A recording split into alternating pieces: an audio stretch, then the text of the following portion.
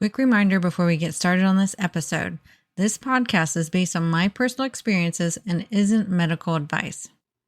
Have you ever had one of those days where work has completely drained your brain? You're hungry, you still need to eat gluten-free, but cooking an elaborate meal is the last thing you want to do. We have for sure experienced these things when our kids were still all in school. This summer, we really experienced this a lot because we've been running around a lot. But the good news is that eating gluten-free doesn't mean that you have to spend hours in the kitchen. Today, I'm sharing my favorite low-energy meals, the staples I always keep on hand, and the simple formula I use to put together quick gluten-free dinners without sacrificing nutrition. Let's dive in. Welcome to the Gluten-Free Engineer podcast. I'm your host, Carrie Saunders. In 2011, I was diagnosed with celiac disease, a moment that changed everything. But I was determined not to let it hold me back. With my 2 engineering degrees, I set out to reverse engineer the gluten-free lifestyle, breaking down recipes, safety tips, travel hacks, and everything in between to rebuild a life I love. Whether you have celiac disease, gluten intolerance, or simply choose to live gluten-free, this podcast is for you. Join me each week as we simplify the gluten-free lifestyle, make it fun, and prove that you don't have to miss out on anything. Welcome back to the show. Today we're talking about my staple, quick, gluten-free meals to make your life so much easier, because we all know that life can get really busy. Sometimes work takes everything you've got out of yourself, but you still deserve a good meal. So the goal isn't to cook the perfect meal. The goal is to make gluten-free easy enough that you can stick with it even on your busiest days and still feel good.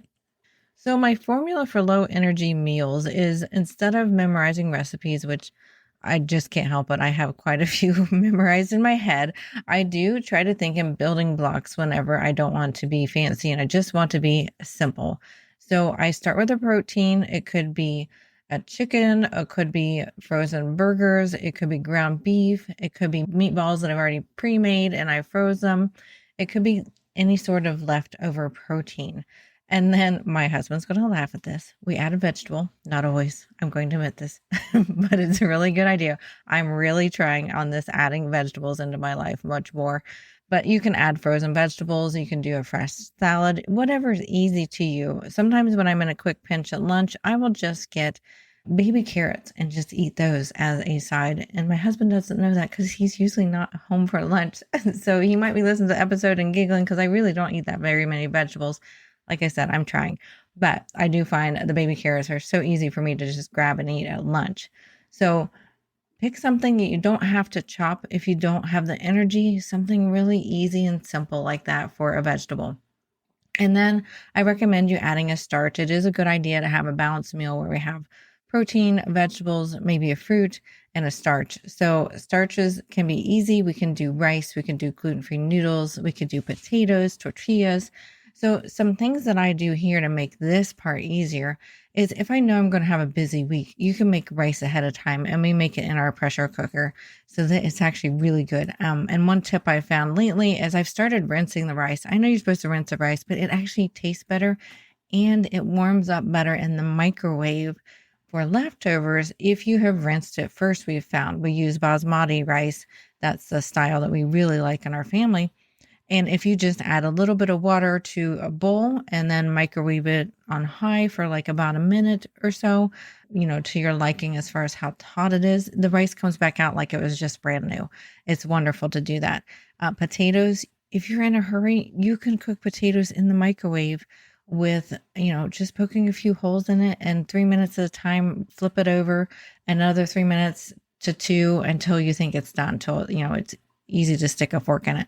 So easy to make a starch quickly for dinner time. Now, I want to give you a few example go-to meals that are quick for us.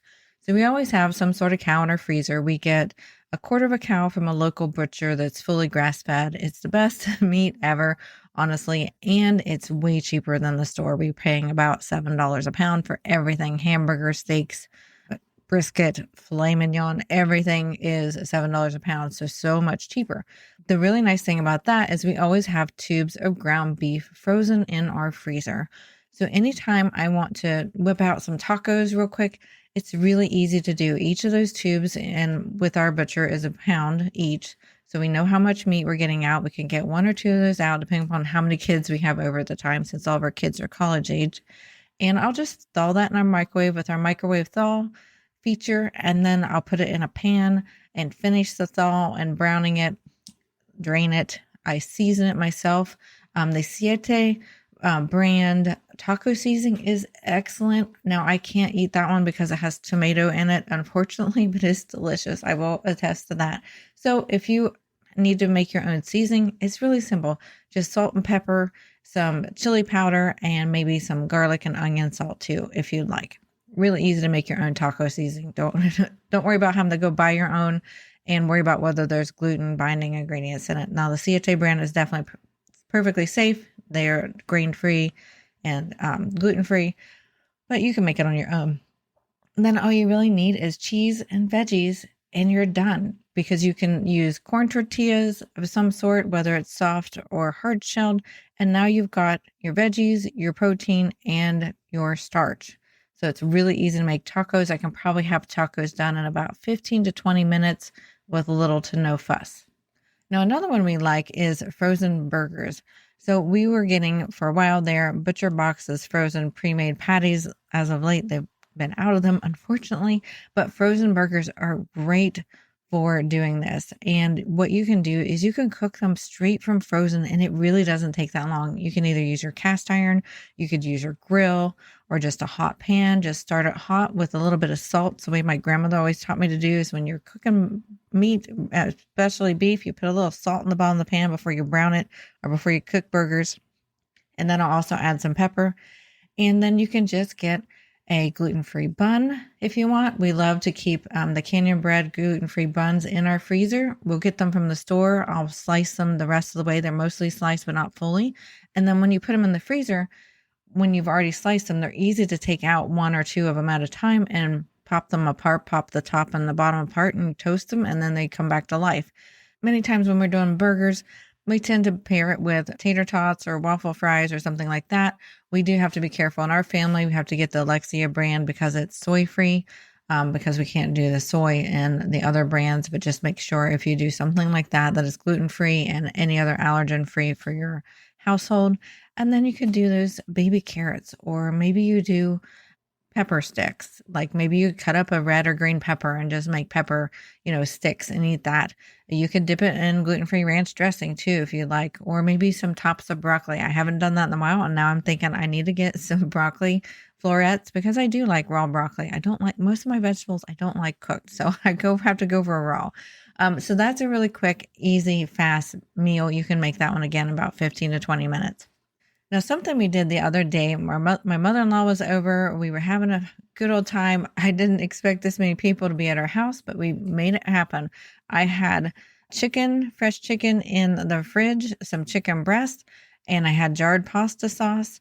And so I made grilled chicken parmesan for everybody, and my mother-in-law absolutely loved it. So all I did was cook those chicken breasts in a cast iron pan with a little bit of salt and pepper, really simple.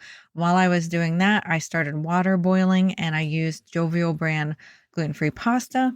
And then in another pot, I was warming up some pasta sauce. For me, I put, I think I used a no tomato sauce that time for me since I can't have tomatoes. And so everything was cooking at the same time, and I had the meal done. I think this one was done in about 20 to 25 minutes, because the chicken breasts were kind of thick, but it was a delicious meal. We had our veggies via the sauce. We had the carbs via the pasta, and we had a good amount of, protein via the chicken, and it was so tasty. So that was a great other quick go-to meal that I like to do. And then another one that I like to do is our Korean beef bowl. We have this recipe on the glutenfreeengineer.com. You can head on over there to get it. And I will work to add these other recipes I'm talking about to our website soon. So feel free to search for them and see if they're there by the time you listen to this. But the Korean beef bowl is great. I take that frozen ground beef, like I talked about with the tacos. I thaw it. It's a very simple sauce. We use coconut aminos instead of the soy sauce. It's just lots of staples that you have in your pantry. You just mix up the sauce while you're browning the beef, and you have that rice cooking either in your pressure cooker, or you've already cooked it from a day or two before and you're just warming it back up. You can add any fresh veggies if you want. This one we tend to skip the veggies on, I'm going to admit. And if my fitness coach, Brittany's listening to this, she's going to giggle at this because she's working on me to get me to eat more vegetables. But basically it's ground beef, a simple sauce and rice, and it's so delicious. And like I said, you can add whatever veggies you want to it. And then finally, I love to make meatballs ahead. This is one of my, help yourself in the future type of deal. So on a weekend, we will make meatballs sometimes, and we will take 2 pounds of ground beef and 2 pounds of sausage. Now, both of these are not frozen at this point because it's really hard to work, obviously, with frozen meat. So we do get these fresh at the store. These don't come out of my freezer. So you do have to plan ahead. And so we just mix those up with some Italian seasoning, salt and pepper. And I put in an egg or two, depending on how the texture is, and potato flakes for the other binder. And you can mix those up, roll them out, use them fresh for that dinner, and then freeze the rest in Ziploc baggies. So we will freeze, say, 20-ish at a time. Like, we know that that'll feed 3 of us. And we'll put those in the freezer. Anytime we want, we can pop those out, and we can thaw them right in the pan and brown them at the same time, and put the pasta sauce on top whenever they're browned, and that'll finish the cook while we're doing the noodles. So it's really quick to do leftover meatballs from frozen meatballs that we have handmade.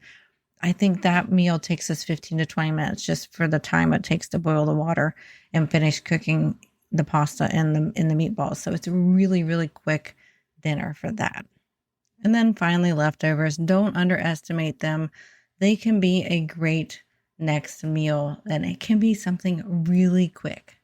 So hopefully this helps you come up with some great ideas on how to make really quick gluten-free meals.